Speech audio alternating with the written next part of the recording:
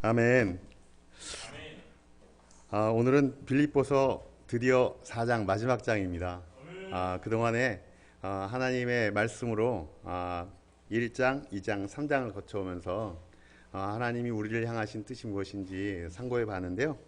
오늘은 빌립보 4장 여러분과 함께 나누도록 하겠습니다. 먼저 이 빌립보서 4장을 통해서 하나님께서 과연 어떤 것을 우리에게 말씀하고 계실까 생각해 볼 때 요점은 그렇습니다. 주님 안에서 굳게 서 계십시오. 우리 하나님은 우리가 주님 안에서 굳게 서 있기를 간절히 원하십니다. 그리고 두 번째 요점은 주님 안에서 같은 마음을 품으십시오. 예, 홍해를 건너온 이스라엘 백성들이 같은 마음이 아니고 갈라지고, 또 우리가 한국교회의 많은 역사들을 볼 때 같은 마음을 갖는 것이 얼마나 소중한 하나님의 가치인지를 또 이렇게 보게 되는데, 빌립보서 4장을 통하여 우리가 함께 그것을 알아보도록 하겠습니다. 세 번째 요점은 주님 안에서 기뻐하십시오. 우리 주님의 뜻이 우리를 향해서 근심과 염려와 낙담이 아니라 정말 기쁨의 삶이란 것을 빌립보서 4장을 통하여 하나님의 말씀을 상고해 보도록 하겠습니다. 자, 그러면 먼저 주님 안에서 굳건히 서 계십시오 라는 말씀을 가지고 여러분과 함께 나눠보도록 하겠습니다. 빌립보서 4장 1절에 보면은 이런 말씀이 나옵니다. 그러므로 사랑하는 나의 형제 여러분, 나의 기쁨이요 나의 면류관인 사랑하는 여러분, 이와 같이 주님 안에서 굳건히 서 계십시오. 제가 주목했던 말씀은 주님 안에 굳건히, 그 다음에 서 있는 거 잘라서 생각을 해보았습니다. 주님 안에 굳건히 서 있는 것은 사실 이 군사용어로서 서다라고 하는 건 일전에도 공교롭게 제가 다른 바울의 서신을 강해할 때 이 군사용어로서 서라고 하는 것이 적들과 딱 이렇게 대오를 갖춰서 커다란 방패를 들고 적의 공격으로부터 육탄전이 벌어질 때 그냥 똑바로 서 있는 것이 아니라 강력하게 물러서지 않도록 전력을 다해서 버텨내는 것을 쓴다라고 그때 한번 말씀드렸는데요. 그때와 똑같은 바울의 단어를 사용해서 주님 안에서 굳건히 서 있으라고, 이렇게 버티면서 전력을 다해서 버티는 거라고. 그러면 이 서 있는 거에 대해서 제가 좀 잠깐 여러분과 함께 나눠보고 싶은데요. 이 세상에서 서 있는 거 아니면 주님에서 서 있는 거. 이 세상에 서 있는 거 잘하는 사람들 있죠. 뉴스에 나오고 뭐 이렇게 나오는 사람들, 성공한 사람들, 책방에 가면 어떤 사람이 어떻게 했다, 이런 사람 다 세상에서 잘 서 있는데, 사실은 저도 세상에서 여러분들처럼 열심히 서려고 지난 한 30년 사회생활 열심히 이렇게 했습니다. 근데 이제 보니까 직장 구하고 결혼하고 아이들 낳고 집 구하고 부모님 섬기고 친구 사귀고 뭐 이렇게 했지만, 이 마음을 같이 했던 사람들한테 배신당하고 점점 요즘은 몸도 아프고 병들고 점점 늙어가는 것도 보고, 또 안타까운 거는 우리 형제 중에 과거는 엄청나게 강한 힘을 갖고 있는 형제들도 병이 들어서 정말 이렇게 굉장히 힘든 가운데 암투병을 하다가 하늘나라에 올라간 그런 형제와 자매들도 있고, 우리 안에 또 어머니 아버지 하늘나라에 수천하시는 분들도 보게 되고 하면서, 이 세상에서 서 있는 것이 얼마나 세상에 서 있는 것조차도 노력해도 하기가 힘들다는 걸 알게 됐어요. 더더군다나 우리 젊은 우리 청소년 우리 여러분들은 그런 거에 대해서 생각을 하지 않겠지만은 점점 이렇게 나이가 먹어가고 40 다르고 50 다르고 60 다르더라고요. 60 넘어가잖아요. 그러면은 뭔가 이제는 더 많은 걸 못할 것 같은, 왜냐하면 능력이 없어져요. 사회에서 받아주지 않고 세상에서 서 있으려고 전력으로 버텨도 사회에서 밀어내기 때문에 참 어려운 부분이 많거든요. 이것은 뭐 얘기를 더 안 해도 마찬가지인데, 그래서 우리가 그러면 이 그리스도인으로서 세상에 서 있는 것도 정말 참 이렇게 힘들고 자신감 점점 떨어지면서 마음에 찾아오는 건 뭡니까? 불안, 그 다음에 염려, 이런 것들이 꽉 차죠. 40이 넘으면 새벽에 세상 걱정 염려 때문에 뭐 새벽 2, 3시에 특히 우리 형제 여러분 정말 그 책임감에 짓눌려서 벌떡벌떡 일어나고 일을 뭐 한 가지만 해서도 안 되고 2가지, 3가지를 해도 정말 이렇게 살아가기 힘든 이 서울 생활 아닙니까? 이 살벌한 곳이 바로 세상이고 또 좀 더 알아보면 온갖 탐욕으로 물들어 있는 것이 이 세상입니다. 세상은 밟고 올라가야만 하고 제끼고 올라서야지만이 돈을 벌 수가 있고 그런 야망이 없으면 무참히 진짜 장마철에 경랑에 떠내려가는 나뭇잎처럼 온데간도 없이 저 밑으로 쓸려 내려가는 것이 이 세상 아닙니까? 거기다가 믿었던 사람들의 배신 그리고 외로움 속에서 찾아오는 음란함 치열한 이 경쟁이 넘치는 곳이 이 세상인데 이 세상에서 저도 지난 30년 근 40년 되는 동안에 서 있는 게 너무 어렵더라고요. 사실 세상에서 잘할 것 같았었는데 여러 가지로 저의 경우는 세상에서 혼자 버티고 서 있기가 어렵더라고요. 이런 곳에서 제가 느낀 것은 뭐냐면 내 힘으로 세상에 혼자 서 있을 수가 없구나 라는 것을 알게 되었고요. 그래서 힘이 있는 사람한테 붙어보기도 했어요. 여러분들 그런 적 있나요? 좀 능력이 저는 직장인이니까 직장에 힘이 있는 능력이 있는 사람들한테 좀 붙어서 그 사람의 소위 말하는 줄을 타고 나도 좀 뭐가 좀 나볼까 소용없더라고요. 나중에 보니까 그 선배와 그 형님들이 그분들이 나가더라고. 퇴직을 하잖아요. 그럼 내가 이미 형이야. 이제는 더 이상 뭐 다 동생들이 저를 의지하고 있는데요. 세상도 정말 이렇게 의지할 것도 잠시 잠깐이지 결국은 정말 이렇게 나의 힘으로 버티고 서 있기가 어렵더라고요. 그래서 찾은 것이 주님을 찾을 수밖에 없는데 여러분 20년 된 그리스도인 여러분 30년 된 그리스도인 여러분 주님 앞에 바로 서 있는 게 쉽던가요? 저만 어렵나요? 저는 어렵더라고요. 매일매일 이거 너무 힘들어요. 진짜 하나님 믿는 것이 왜 이렇게 제정신 갖고 믿는 것이 이렇게 쉽지가 않은지 생각해 보니까 발을 세상에 디디고 있다 보니까 세상을 멀리하는 뭐 스님처럼 있는 게 아니다 보니까 너무 어렵더라고요. 거짓말하게 하고요. 또 저에게 경쟁하라고 그쪽으로 밀어넣고요. 또 그 안에서 사람들을 어떻게 하라고 위에서 힘이 나오면 그 힘대로 또 이렇게 굴복해야 되는 그런 부분들이 있고요. 열심히 그 신앙과 믿음을 지키려고 해도 세상은 우리와 반대되는 생각을 갖고 있기 때문에 너무나 많은 고통이 따랐습니다. 그래서 저는 주님 안에 서는 것도 나의 힘으로 쓰기가 너무 어렵다는 걸 알게 됐어요. 그래서 세상의 희망도 잃어버리게 되고 영원한 희망이 있다고 하는 주님께도 붙어 있고 싶은데 주님께 서 있는 것도 쉽지 않았던 거죠. 간절히 원합니다. 지금도 원하고 앞으로도 간절히 원하면서 이 길을 계속 주님과 함께 가고 싶은데요. 그럼 주님 안에 그러면 서 있는 게 뭘까? 저는 개인적으로 이 빌립보서 4장을 하면서 제가 큰 도움이 되었는데요. 이 서 있기 위해서는 일단은 주님께 맡겨야 돼요. 그리스도인이라는 건 예수님 따라가는 사람이잖아요. 그러면 예수님처럼 살아야 되는 거잖아요. 그러면 예수님처럼 살기 위해서는 그리스도인은 자신의 삶의 권리를 내려놔야 돼요. 이 말처럼 쉬운데 쉽지 않은데 내려놓을 수 있는 것이 그리스도인 삶이더라고요. 내려놓고 그것도 자발적으로 예수님께 모든 걸 맡겨야지 되더라고요. 그래야지 예수님이 우리에게 보혜사 성령을 주셔서 말씀을 생각나게 하고 말씀을 읽게 하고 선한 사람들과 교제하게 하고 하면서 이 안에서 하나님과 함께 살아가는 그야말로 주님 앞에 설 수 있는 그런 환경을 만들어 주시더라고요. 이렇게 맡겼을 때 그 다음에 오는 거는 세상으로부터 강력한 저항이에요.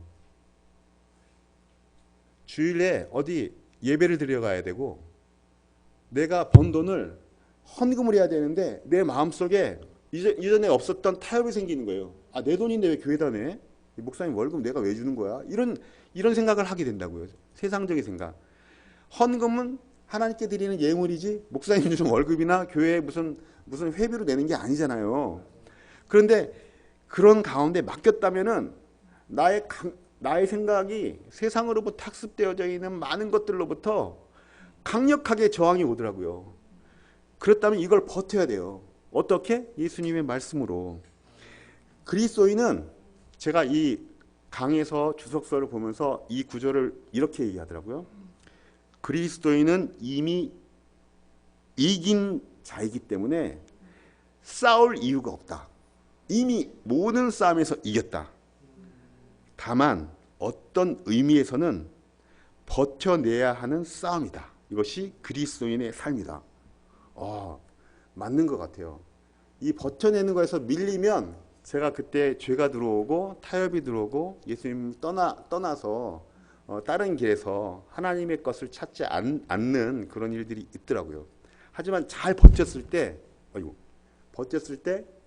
형제들과 함께 말씀 보고 기도하는 걸 더 좋아하게 되고 저의 발걸음이 그쪽을 찾아가게 되고 저의 주머니에 저의 통장에 있는 돈이 하나님께 정말 바치는데 기쁨이 되고 세상이 주는 가치와 전혀 다른 버텼을 때 하나님으로부터 오는 많은 새로운 세계가 열리더라고요.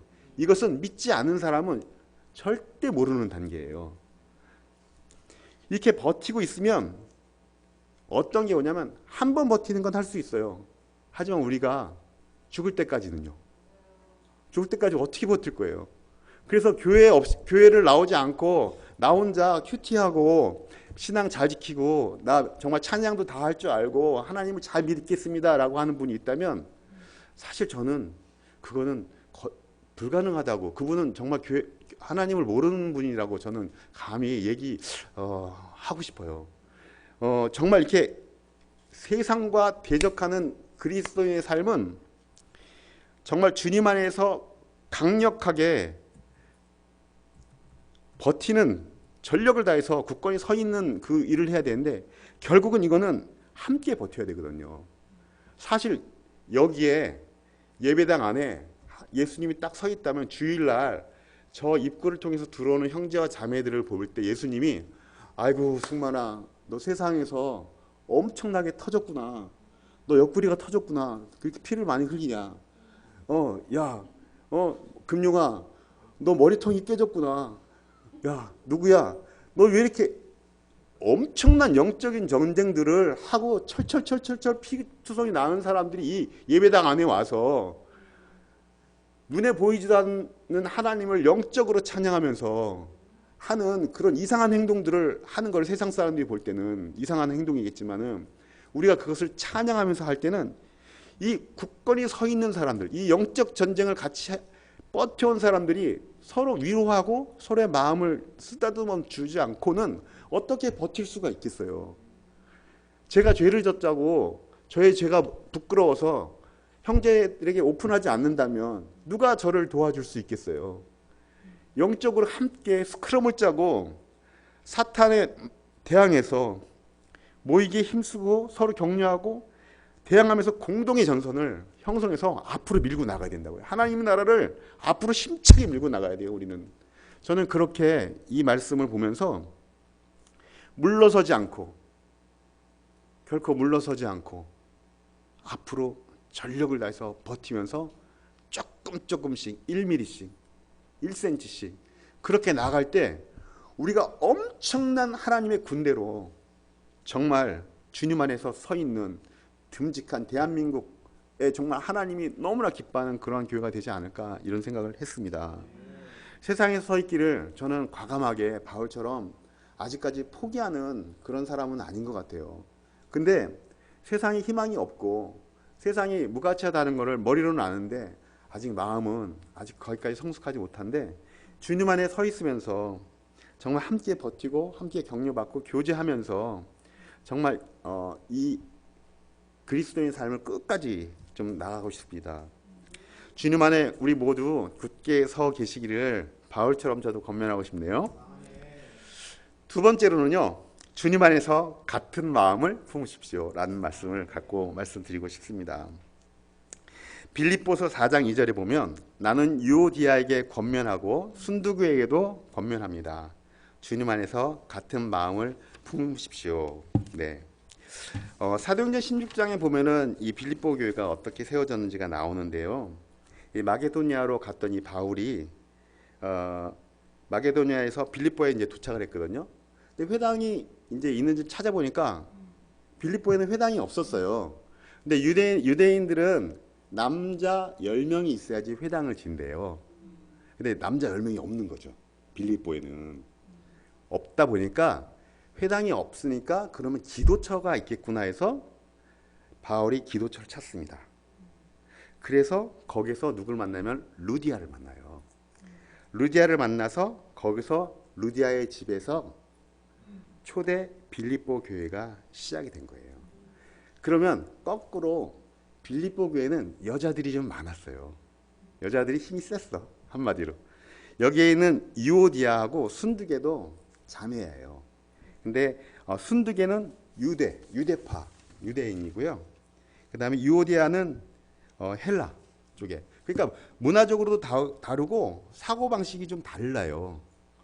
똑같이 하나님을 따라가는 사람이지만 이 사람들이 엄청나게 빌립보 교회 안에서 열심히 봉사도 하고 많은 사람들을 도와주는 아마 그런 리더격에 있었던 거는 분명한 것 같아요.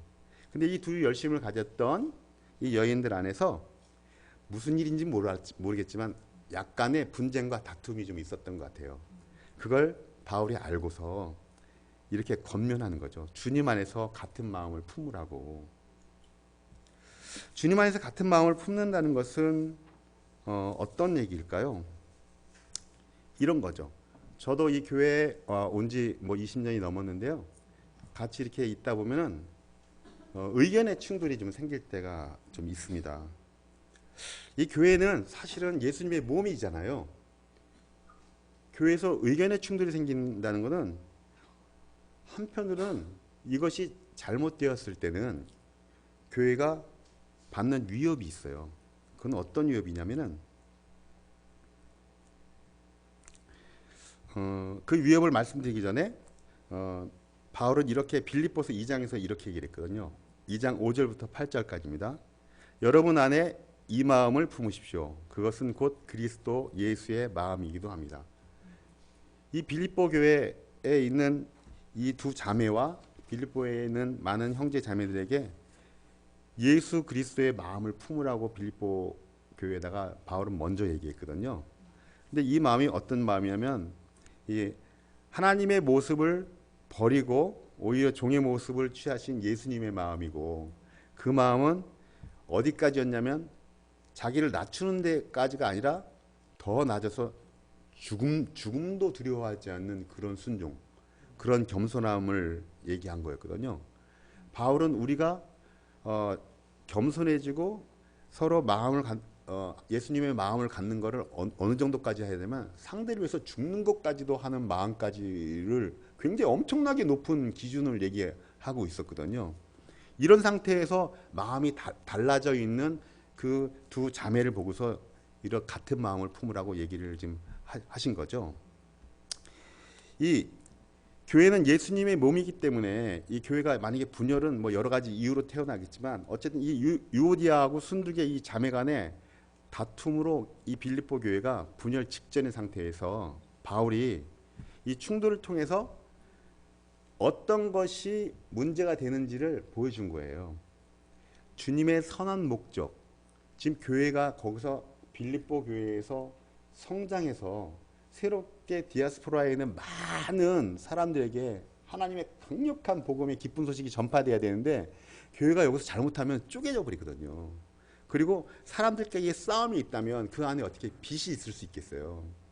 우리 교회도 마찬가지인 것 같아요. 우리 안에서 어떤 사람은 성격이 급하고 어떤 사람은 성격이 느긋하고 어떤 사람은 바로 얘기해야 되고 어떤 사람은 답답하지만 한참 뒤에 그것을 몇 번 생각한 다음에 얘기하는 그런 일들이 있을 수 있잖아요. 서로가 다 얼굴 다르듯이 생각이 다르고 의견이 다르고 똑같은 걸 보고서도 다 판단하거나 또 받아들이는 것이 달라지거든요. 그런데 우리 모두가 여기서 같은 마음으로 품으라고 하는 이 포인트에서는 이것을 얘기하고 싶습니다. 영적으로 교회가 하나 되어져야 되기 때문에 우리가 상대를 서로 낮게 여기는 예수님과 같은 죽기까지 헌신하는 그런 마음으로 상대를 더 서포팅해서 종의 마음으로 상대를 이해하고 해줘야지만 이 교회는 하나가 되어서 힘차게 하나님의 말씀을 선포할 수가 있는 거라는 걸 말씀드리고 싶습니다. 어떤 경우는 교회에서 조금 세상적으로 봤을 때 말이 어눌하고 또 논리적인 이 어법이나 말을 그 언변이 능하지 못한 분들도 있잖아요. 하지만 그분들이 영적으로 못하지는 않아요.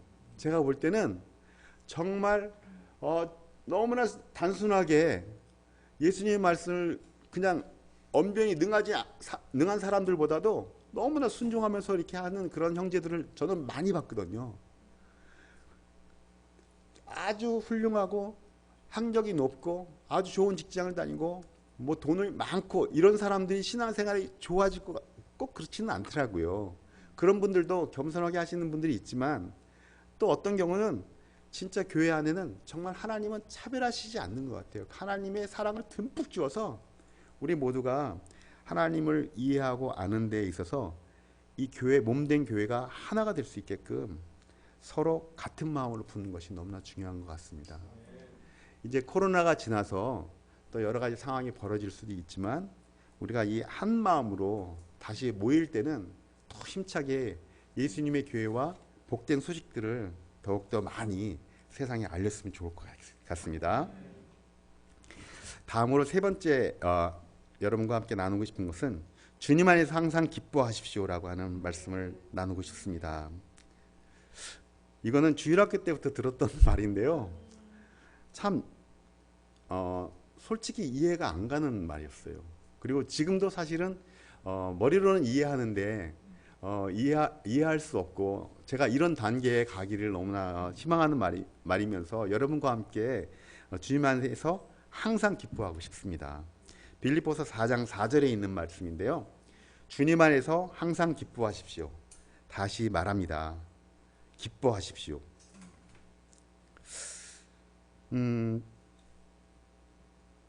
4장 6절에 보면은 약간 비슷한 말이 나오는데요. 이 기쁨에 대한 것 말고 이번에 염려에 대해서 나와요. 염려. 빌립보서 4장 6절. 아무것도 염려하지 말고 모든 일을 오직 기도와 간구로 하고 여러분이 바라는 것을 감사하는 마음으로 하나님께 아뢰십시오. 걱정을 하면은 여러분 어떤 건가요? 걱정을 아주 심각하게 해본 적이 있으신가요? 뭐 물론 있으시겠죠. 정신이 진짜 쇠약해지지 않아요? 뼈가 녹아 들어가잖아요. 걱정하면. 근데 조금 아까 읽었던 성구는 아무것도 염려하지 말라고, 그죠? 빌립보서 4장 6절. 근데 하나님이 걱정하지 말라고 이렇게 하셨는데 우리는 걱정하잖아요. 그리스도인의 걱정은 하나님이 보았을 때는 죄인 겁니다. 우리가 하나님께 불충하는 거예요. 걱정하는 것이. 걱정을 멈춰야 합니다. 근데 어때요? 우리가 걱정을 멈출 수가 있나요? 제가 여기에 딜레마가 있는 거예요. 저는 오늘도 걱정했거든요, 사실. 그리고 사실 내일 걱정도 사실 있어요, 지금 이 얘기하는 순간. 저만 그런가요? 여러분은 안 그런가요? 근데 이 걱정이 죄라는 거예요. 여기에 저는 굉장히 곤란해요. 여러분에게 어떻게 이 말씀을 함께 나눠야 할지. 그래서 오늘 이거 갖고 콜똘하게 많은 생각을 해봤습니다. 물론 오늘이 아니라 사실 몇 주간에 이 생각을 한 거예요. 도대체 이거 어떻게 해야 되는 거야. 하나님이 저에게 지혜를 주셨어요. 성령님이 말씀을 알 수 있도록 지혜를 주셨는데요. 그건 뭐냐면 내 의지를 사용해서 걱정을 멈출 수가 없다. 제가 그런 명제를, 그렇지, 내가 아무리 걱정하지 말자, 제가 내일 대출을 15억을 해야 되거든요. 거래처하고 15억을 해가지고 하기로 했어요.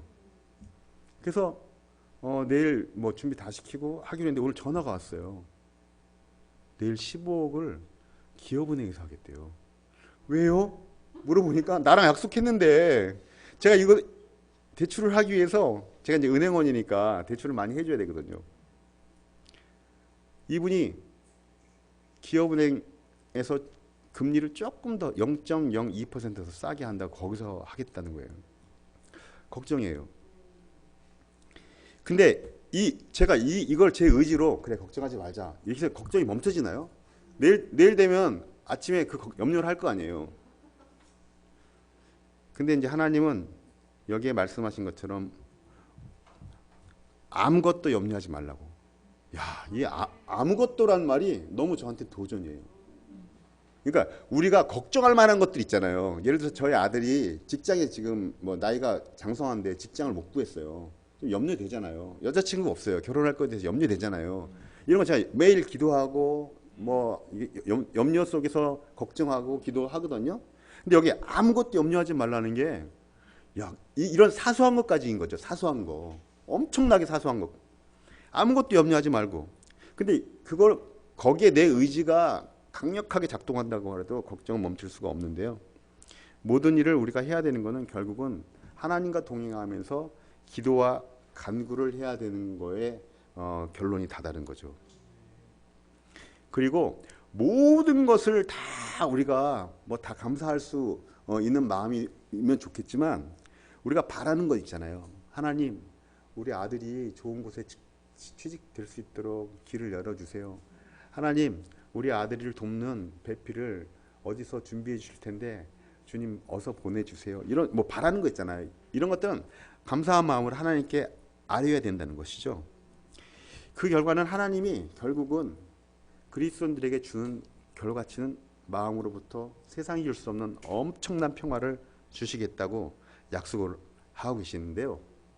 여기 보면은 이 기쁨을 기뻐하라 이렇게 명령했잖아요. 그래서 제가 명령된 기쁨에 대해서 또 생각을 해봤어요. 아까 염려에 대해서도 했는데 염려는 제가 숨이 붙어 있는 순간 뭐 이 염려를 없을 수가 없어요. 근데 바울이 이 기쁨과 염려에 대해서 아예 명령한 거는 이거는 제가 이제 주석에 있는 것을 잘 소화해서 이렇게 말씀드리는 건데 모든 일의 염려와 기쁨은 내 손에 달린 게 아니라는 거예요. 하나님은 우리가 어떻게 살아가길 원하냐면은 아예 너는 염려가 없는 존재로 살아가도록 나는 너를 아예 만들었어. 그러니까 너는 염려 없어도 돼. 내가 염려 없어도 돼. 너를 기쁘게 네 스스로가 정말 스스로가 기뻐질 수 있도록 내가 만들었어. 그러니까 기뻐해야 해 라고 명령하신 거거든요. 근데 발을 땅에 딛고 세상의 사탄의 온갖 회방과 사탄이 고발하는 많은 죄들이 우리로 하여금 염려와 기쁨을 앗아가버리고 하나님으로부터 향하는 마음을 없애버리고 세상의 염려와 사탄의 그 계략에 빠져버리는 거죠. 여기에 놀라운 비밀은 뭐냐면 하나님이 아무리 염려가 가득한 상황이라 하더라도 결국은 하나님 쪽에서 너를 기쁘게 만들어 주겠다. 기쁘게 널 아예 내가 만들어 줄게. 내 영적으로 너의 상황과 사람들을 사용해서 상황을 사용해서 너의 말씀을 사용해서 또 너의 뭐 그 믿지 않는 사람들을 사용 모든 어떤 걸 다 내가 모든 순환을 동원해서 네가 지금 염려와 그 기쁘지 않은 상태를 난 기쁘게 만들어 줄게라고 하는 강력한 의지의 표현이라는 거예요.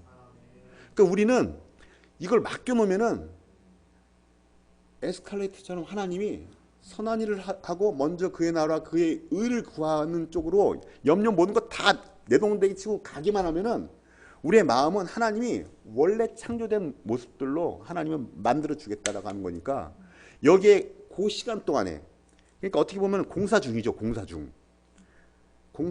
근데 조금 기다리면 공사가 완결돼서 멋진 집이 하나 져지는 거예요. 우리 몸 안에, 우리 삶 안에 기쁨이 넘쳐날 수 있도록 하나님이 강력하게 해주시겠다는 거죠.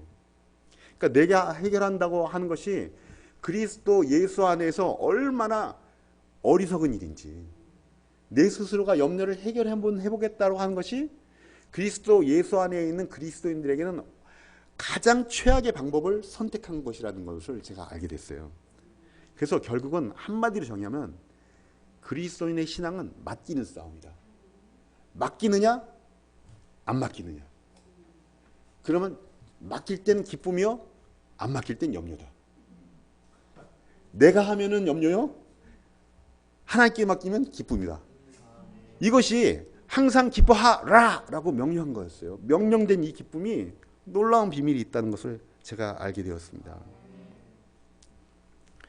빌립보서 4장 7절에 있는 말씀을 가지고 이제 마지막 말씀을 마치도록 하겠는데요. 그렇게 했을 때 사람의 헤아림을 뛰어넘는 하나님의 평화. 여러분, 우리가 생각한 것보다도 그 훨씬 이상의 것들로 우리에게 하나님이 복 주시는 경험들을 다 겪어보셨죠? 네, 정말 겪어봤어요. 저도요. 너무 놀라워요. 여러분들 겪어봤을 거예요. 그것이 사람의 헤아림을 뛰어넘을 수 없는 하나님의 평화가 매일 순간순간 공급된다면요, 우리한테. 그런 삶을 자랑하고 싶지 않을까요? 그런 삶을 미쳤다고, 진짜 미쳐서 우리가 세상에 얘기하고 싶지 않을까요? 기쁨이 우리 안에 마음속에 감출 수 없는 그런 것이 나오지 않을까요? 이 마음과 생각이 예수 안에 지켜지는 것이 하나님으로부터 주는 에너지와 격려와 축복, 진짜 이것으로부터 정말 서로가 스크럼이 꽉 짜 있다는 걸 제가 배웠습니다. 우리는 진짜 기뻐할 수밖에 없는 존재라는 것을 제가 이제 배우는데요. 제가 아직도 이걸 머리로만 알고 있어요. 정말 제가 아까 말한 것처럼 맡기는 싸움을 정말 해보고 싶어요. 그리고 저 혼자 하기 힘드니까 제 아내한테 여보, 나 오늘 이런 걸 좀 맡기고 싶어.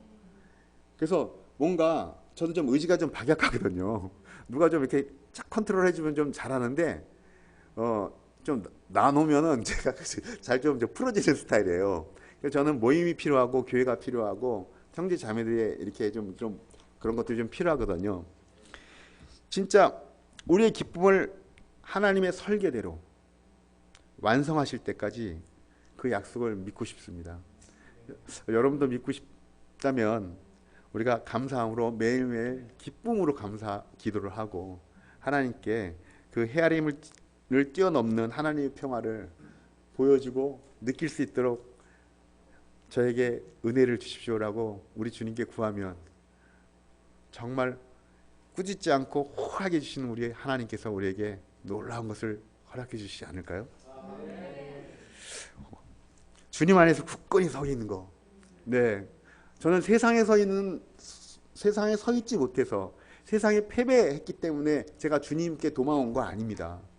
세상에서 열심히 살려고 했지만 그 열심이 정말 너무나 허망하고 모래 위에 성이 지어진 것처럼 했기 때문에 그것이 아니기 때문에 주님께 와서 굳게 서 있기로 작정한 그리스도인입니다.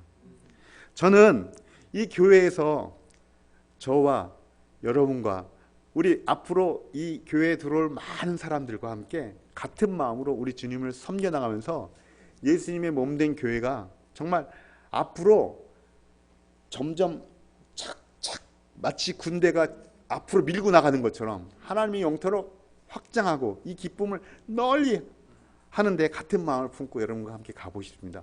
혹시 제가 무엇을 주장할 때 저에게 강승만 형제 얘기하지 않았냐고, 예수님 죽기까지 겸손하게 그렇게 순종하셨는데 마음을 비우라고, 서로 낮게 여기라고 저에게 권면하시면 제가 무릎을 꿇도록 하겠습니다. 그렇지 않더라도 그런 마음을 갖고 싶어요. 세 번째는 이 명령된 기쁨이 얼만큼 하나님이 주시는 강력한 힘인지. 얘야, 내가 너를 사랑한다. 반드시 너를 염려에서 기쁨으로, 근심에서 평안으로 너를 오늘 밤 맡긴다면 그렇게 오게 하겠다. 예수님은 우리에게 말씀하십니다. 네, 오늘 빌립보서 4장 이거로 마치도록 하고요.